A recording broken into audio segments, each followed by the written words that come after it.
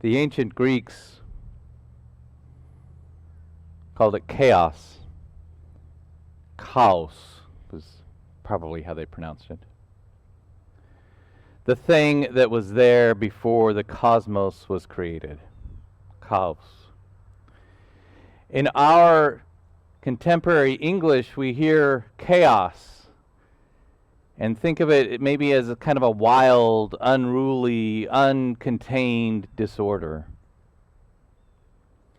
which makes some sense, right?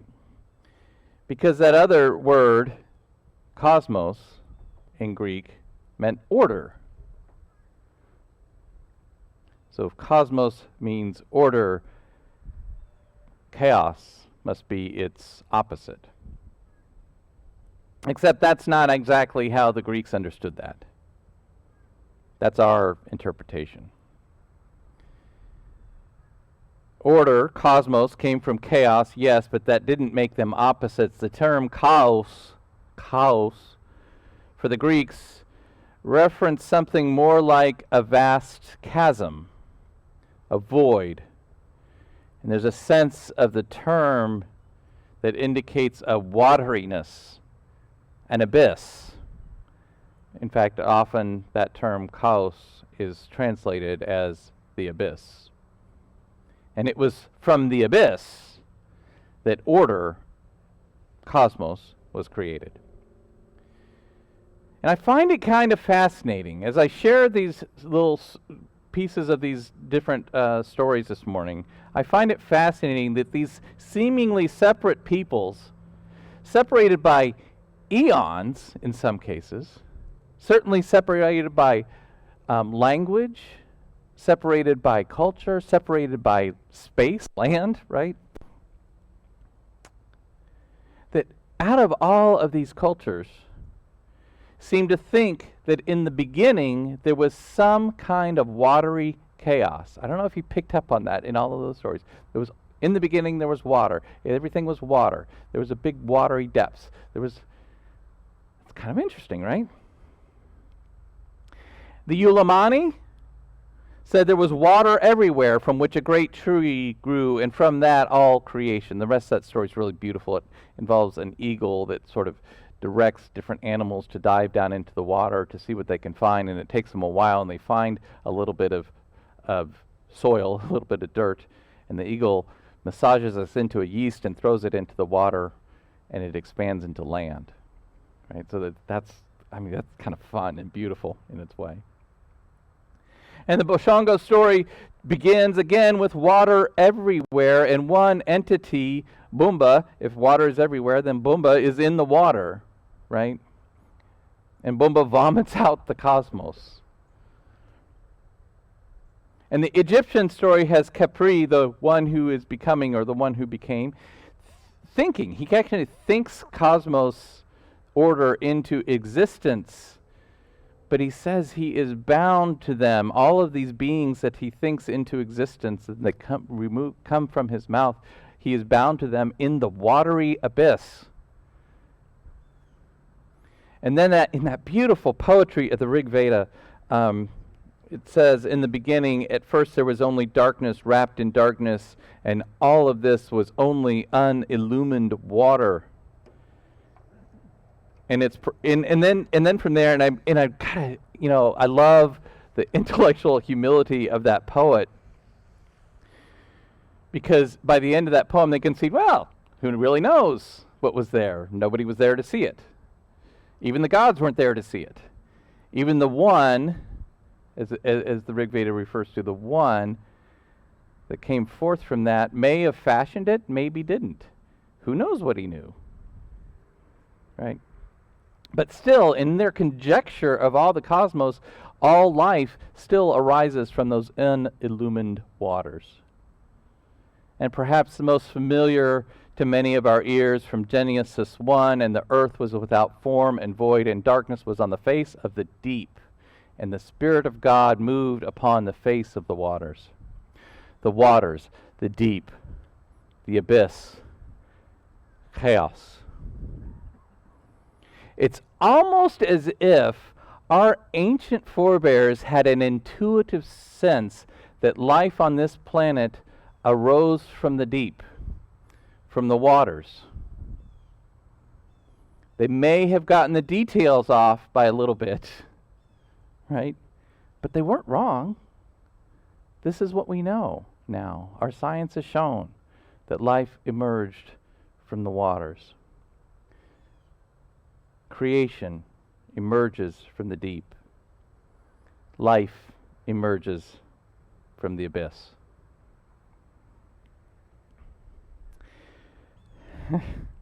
So I wanted to stop here for a second. And I wanted to let you know something.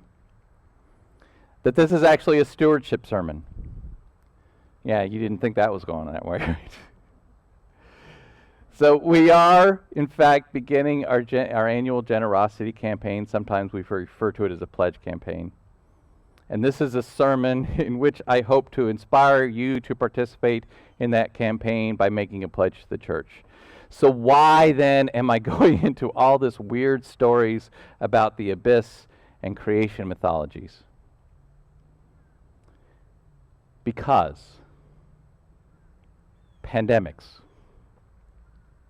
Right? Because pandemics have made it incredibly difficult to make plans. Normally, I would tell you here's the grand vision for this church, here's the plans, here's all the things we want to do, and what we have learned over the last year and a half is, man, that is really hard to figure out, because every time we try to make a plan, something changes.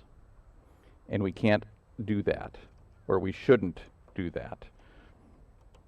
Pandemics have asked us to completely upend our more or less predictable patterns of living, right?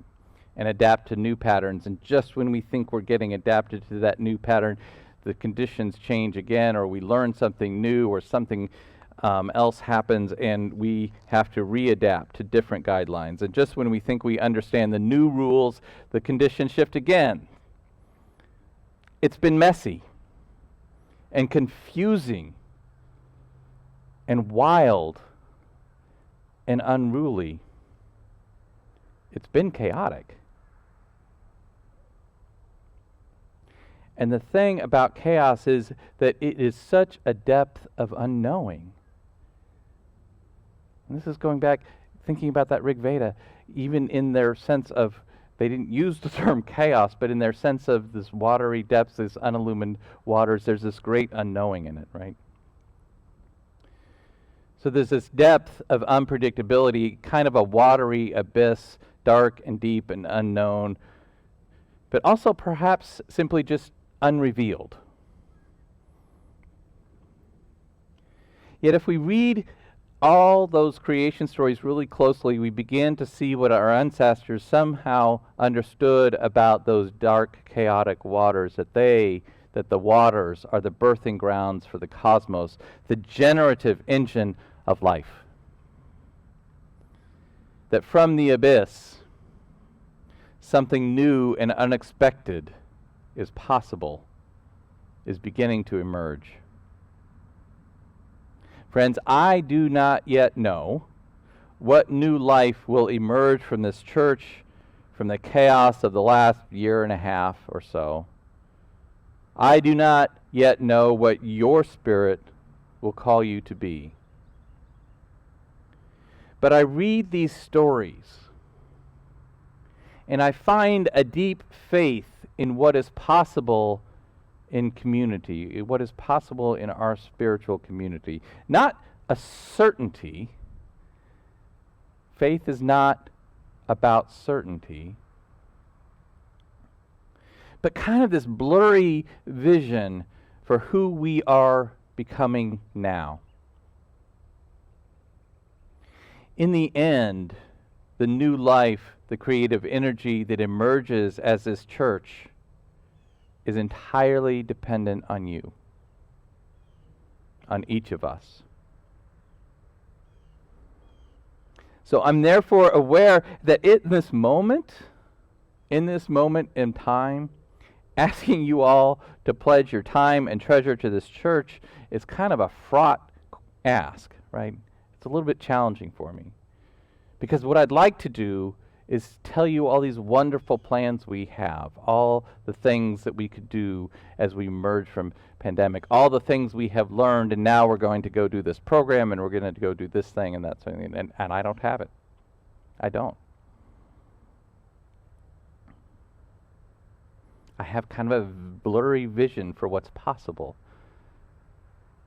because it comes in part from what we have been in the past, but we have been inextricably altered in the last year and a half. And so we have to come up with what's new. And I don't know what it is yet.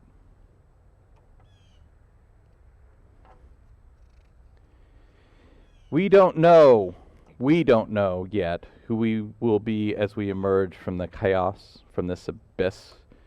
And if we don't know who or what are we becoming, why? Why should we invest our time? Why should we invest our energy? Why should we invest our money into this church, into this community? So today, I can only answer it with this idea that life emerges from the unknown, that life emerges from the darkness, from the watery depths of chaos. It always has, as witnessed by our ancestors and witnessed by our modern science.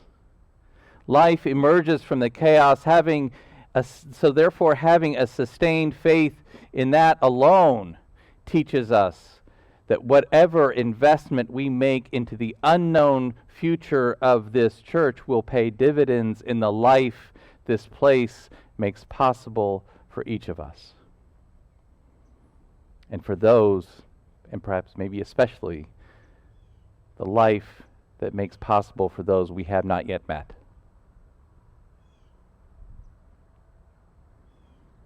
And so this week coming, we begin this generosity campaign, as we do each fall, in which we ask the members and friends of this church to declare an intention, their pledge of financial support to the church for the upcoming year. Now, of course, you all know this. This isn't going to be a surprise to you. The church needs money to operate. Shocking, right? To have a building and a staff and programs. And this is the time of year in which we're going to ask you how much money you think you're going to be able to offer us next year so that we can make our plans whatever they may be. And the truth is, here's a deep truth. The overwhelming majority of you will offer your gifts of financial support. All through the last year and a half, you know, our programming, our worship services, as you know, we've gone through a lot of different versions of this, and you know, attendance isn't always as high as we had before. Naturally, it wouldn't be. It doesn't always work on Zoom. Sometimes it works well on Zoom, I'm hoping.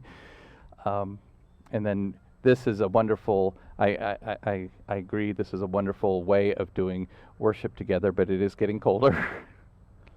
And we keep doing these adaptations, right? And kind of lost my thought there.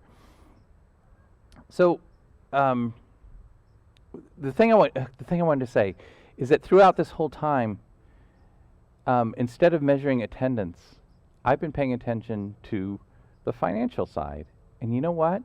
You all probably don't realize this, but you all have been sending in the checks.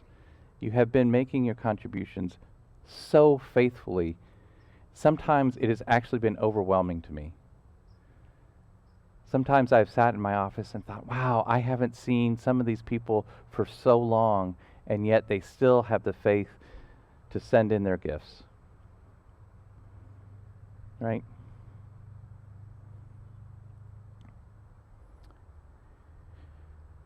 Most of you have participated in a pledge campaign like this before, and you know how you're going to discern how you choose to give. And in doing so, maybe you will consider the financial needs of the church, of course, and think about how much this church has meant to you in your life and what the possibility of this church is for your life now. and maybe even the possibility of what this church is for the folks you have not yet met. And you'll weigh all of that against your personal financial resources and come up with some number that feels good and doesn't threaten your own financial needs, right? Or you may learn that the church spends per member about $1,800 annually, usually, around there. Or that the median pledge is around $2,000 a year. That might be helpful for you. Interesting data, right? And you can target your giving in that range. Or maybe, if you have the means, a little bit above that, acknowledging that not everybody has the same means, right? And all of those methods of discerning your gifts, your financial gifts to this congregation, are good. They're perfectly fine, and they're valid. It's a responsible and reasonable approach to making sure that this home for the Spirit, this place where all are welcome, who come in peace and with an open heart, that this church is able to function as it has done in the past. Because we can easily envision the status quo, the state in which Mill Creek operates today or has operated in the past, and certainly how it operates today. We understand the needs of this church to pay its bills and its staff. And we can choose, then, to give of our treasure or withhold it, however we choose. But today I want to invite you to consider your financial support differently. All those technical means of figuring it out is great. But here's my invitation today. I want you to think about it a little differently. I invite you to consider your pledge of support not merely to cover our necessary operating expenses, but as an act of faith. And in this time, a particularly bold act of faith in what kind of church and what kind of life is emerging from these depths. I invite you to consider your faithful investments of time and money, of laughter and tears, of creativity, of frustrations, of brilliance and love that created this space for you, wandering, you wondering, you curious and questioning, you seeking refuge and solace, you seeking community, you hoping to awaken to something more in your life. Maybe think about all that had to come before you for you to arrive so you might find a home for your restless spirit. And when you think about that, then consider all of those out in our world today who remain lonely, restless, wondering, and questioning. All who remain fearful and disconnected from themselves or from their community and from that which is larger than our life alone, whether you call that God, whether you call that the universe, whether you call that nature, or even if you don't yet have a name for it. Your investment, yes, in money and also in time, and your creativity and your wisdom is in honor of a moment, that moment when you arrived here for the first time, that moment that something was present for you, the day your courage, your resignation, perhaps your hope, your expectation, your faith moved you to find this place. Your faithful gifts create that moment from the depths of our unknowing, the depths of ambiguity, from the abyss, from the chaos. And yeah, the money you invest in this place is used to buy stuff, like toilet paper and insurance and staff salaries and coffee and PTZ cameras, new term I didn't know before, PTZ cameras and HDMI cables, and yes, a mortgage too. It is used to pay, perhaps to pay for things that we have not even yet imagined, for things we have not even created. That's what we do with the money. But that's not what it's for.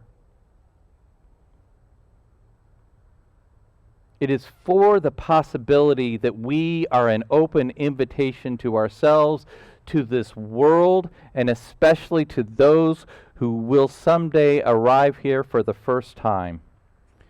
We are the open invitation to all who seek to awaken to the larger life, who seek to awaken to love.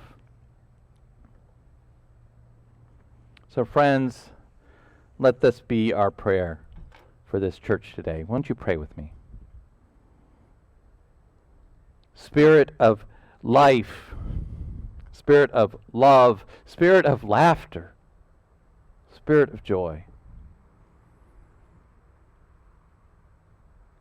We gather today in gratitude for this place, in gratitude for these people